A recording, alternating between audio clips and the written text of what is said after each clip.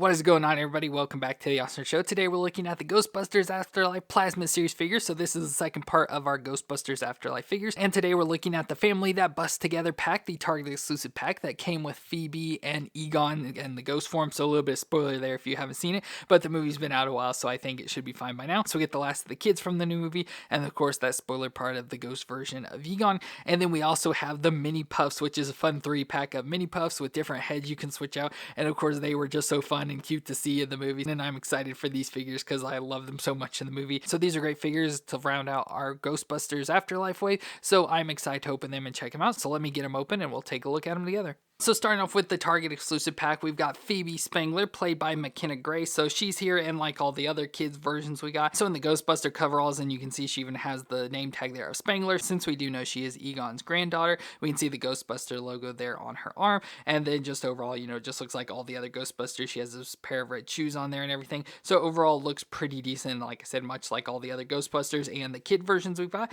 But there's a look at her face that I think is pretty decent, and it's not the best thing ever. And none of these faces are the best, but I think it's pretty decent there for McKenna Grace and everything. Has her shorter curly hair there in like the brown or black, but overall she looks just pretty decent, and like I said, goes in perfectly with the rest of the kids. So for her movements, her head can twist all the way around. She can look down just pretty much straight on and up a little bit, so very little movements at all there. Shoulders can come up 90 and rotate all the way around. We get the single elbow joint that bends to 90 with the rotation, and then the wrist can twist around and flex a little bit up and down for this hand, but very little because of how much the sleeve comes down. And then she has snap, crunch, and twist like at her waist, so crunch a little bit back and forth there, but twist side to side as well. Hips can come up under 90 there, out to the side of the far, thigh twist all the way around. A double knee joint that feels pretty stiff, but he can get it to bend up that far in the back, at least very close to kicking her own butt. And then the feet don't move at all, so they're pretty stationary. They don't rock back and forth or twist at all in there. So with that, it does make her hard a little bit to stand up because this foot's kind of curved up a little bit, so you have to kind of have her posed a little bit there to even get her to stand up decently. But first, she comes with a lot of accessories. So first off, we get the Proton Pack, so always have to have the Proton Pack here. And supposedly she has Egon's, just with the design and stuff. It's the same Proton Pack that Egon had,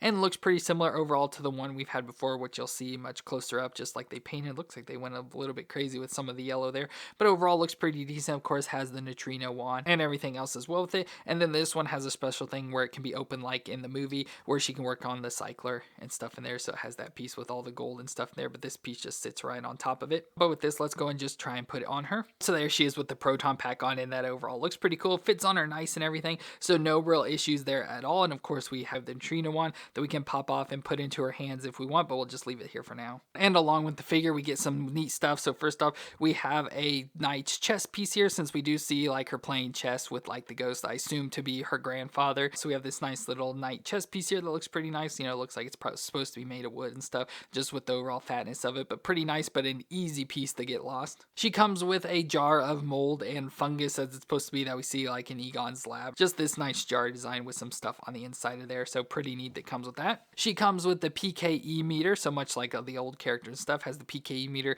but with the tongs like spread forward and everything, so it looks pretty cool. And even has the little plug piece there on it, so you can stick it into her belt, so it has the hole there, but with having the Proton Pack on it, you can't really get to it as well, but we can put it into her hand if we wanted to. And finally, she comes with the proton stream, so like a lot of the others came with, so she has one as well. So let's go and put the neutrino wand in her hand and then put this on it. So there she is with the wand in her hand. Then we can just take this and stick it on the end of it, so it's kind of stuck on there, and there she can be shooting off the proton beam now, which is pretty cool that it does come with that. So that is awesome though, overall, to have that together here there and finish off our team of the new younger versions of the Ghostbusters from the Afterlife movie. But of course, we see by the end of the movie that her grandfather comes in as a ghost. Of course, with the passing of Harold Ramis, we do get him here as a ghost, so it's overall looks pretty nice. He is in the Ghostbuster outfit and everything, so that is pretty cool. He even has the Spangler there and the Ghostbuster logo, so that is awesome. But you can see he's like a translucent purple, so that makes him like the ghost. You can see all the way through him, which is really cool. And then we have his face there, so like in the movie, he has like the gray hair, of course, since he's old, has the big beard and stuff, which I assume has helped try to cover it up, since obviously Harold Ramis has passed away, and then they didn't have him to use for the movie and had to do,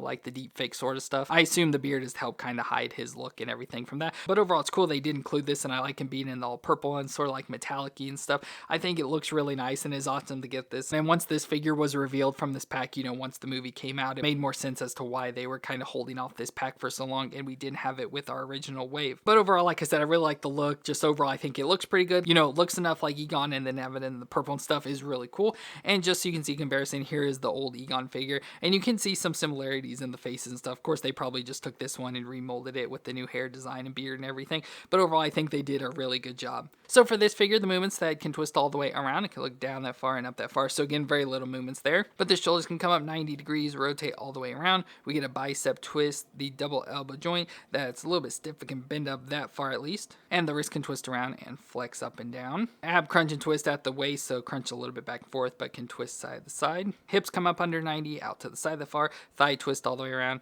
A double knee joint, again real stiff, but can bend up that far and kick his own butt. And then the foot flexes back and forth and can twist side to side. And so with both of these figures together, you know, having this 2-pack, we can do like in the movie where she's firing at Gozer, and the Ghost Egon comes and helps her and holds the wand and stuff to help her against the fight. So very cool that we got that 2-pack there together. And I also wanted to show that the pack did come with the head of Zool for the Terror Dog. So this is the head for that. And again, it is of the Zool version. So there we have it on the Terror Dog. And then of course now have both of the versions. So we have Vin's Chlortho over here and Zool over here. And you can kind of tell with which one the Zool one, the female version, because it's much smaller and has more pink and stuff on it. But overall look pretty cool in that now we have both versions of the Terror Dogs, which is pretty cool. And then of course our other pack is of the Mini-Pufts, and we see the Stay Puft marshmallows come to life after Gary Gruberson accidentally releases Vin's Chlortho, and we see them inside the Walmart and they come to life and they start doing all sorts of crazy stuff. And I love the scene of these, and they're just so funny, and then having them in this little tiny version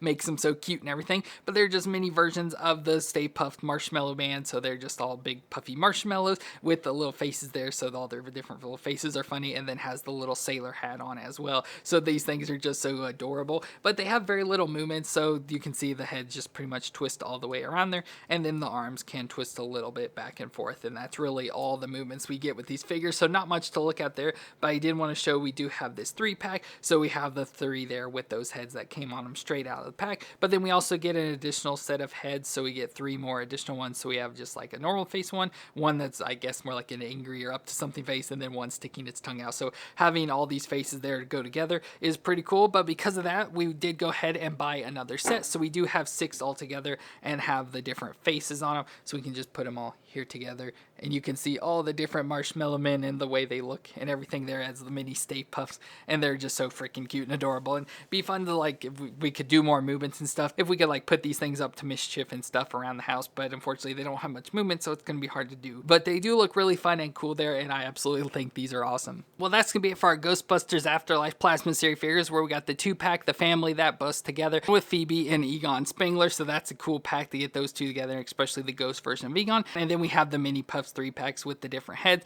and so we have all 6 of the different heads here together. So this was a fun video to film. Of course, getting the 2-pack there is really cool, and then having all the Mini-Pufts as well is really fun. So to me, this is an awesome way to end off the look at the Ghostbusters Afterlife figures. But let me know what you thought of these figures down in the comments, and if you enjoyed my review, let me know with a thumbs up. But I want to thank you all for watching. I hope you all stay awesome out there, and I'll see you in our next review.